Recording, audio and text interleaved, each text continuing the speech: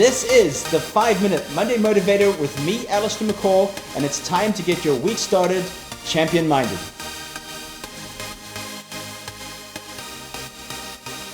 Hey everybody, welcome to it. It's a brand new week. It's Monday, and I'm sure you're ready to get this week on. Now, just before I get started in this week's episode, I just want to say a massive thanks to all of you for the feedback from last week as well, from last week's episode of the 5-Minute Monday Motivator. I got a lot of cool emails, tweets, inbox messages as well. But in this episode right now for today, guys, we're going to be talking about visualizing your success. Now, as some of you might know, the US Open finished yesterday. Last week, I was watching a match between Victoria Azarenka and Serena Williams. And at every changeover, Azarenka was sitting with her eyes closed and she was visualizing. She was visualizing the person she wants to be on the court. She was visualizing the patterns and, of course, her performance.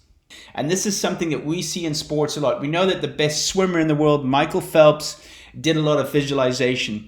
I had his coach on the podcast, Bob Bowman, as well. I've had Paul Price. If you just go back and check out the Champion Minded podcast, you'll find those ones. But they talk about the importance of visualizing your success. Now, how often do you visualize your success? How often do you think about your goals? How often do you think about where you want to be in 3 or 5 years' time? Now, this week, guys, I want you to work on the power of visualization. I'm going to give you a challenge, as I always do at the end of this show. I did last week as well. Last week was about appreciation. This week is about visualizing your success. Now, there's one thing we know about visualization, and that creates clarity. When you know what you want, it's easier to go after it. So many times I hear people, they write down their goals, or they have them stuck up on a notice board in their office or at home, for example. But you need to visualize what you want. It all starts in the mind first. When you believe it and you work for it, you can achieve it. But all success starts in the mind first. Now, as we know with athletes, and that's the example I'm using, they use visualization to focus on performing well, to focus on winning. They imagine themselves climbing the podium, convinced that they can do it. Now, that's something when I was younger as well. I visualized myself up on the podium at a world championships, or I visualized myself winning a race, for example. And the thing is, they did happen, and I saw them in the mind first. And this is something that I work with my clients. And by the way, today just launched my new mentorship program. Go check that out on www.alistairmccall.com and click services in the menu bar. I can't wait to get started with that. Already I have CEOs of companies, I have coaches, I have athletes, I have people in different sectors, different fields, education. So super excited about that one.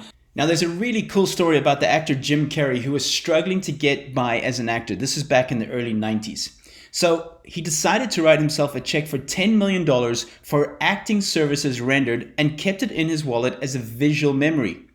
A few years later, landing a leading role in Dumb and Dumber, which by coincidence is actually one of my favorite movies, that image would turn into reality. Jim Carrey got paid exactly the amount of money he visualized for that movie, $10 million. Guys, the power of visualization. Now, how do you visualize? That's the next question.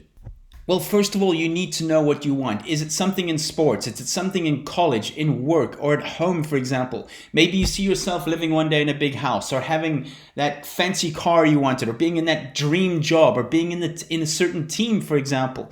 But you've got to know what you want before you can visualize it. Make your visualization as real as you can. Focus on what you want to achieve. Feel the excitement of successfully achieving your goal. Try pay attention to every detail. Add movement if needed. Incorporate your 5 senses. How does it look, feel, smell, taste, and what does it sound like? Visualizing your future self is an effective way to see where you want to be in 1, 5, 10 years, whatever it may be, guys.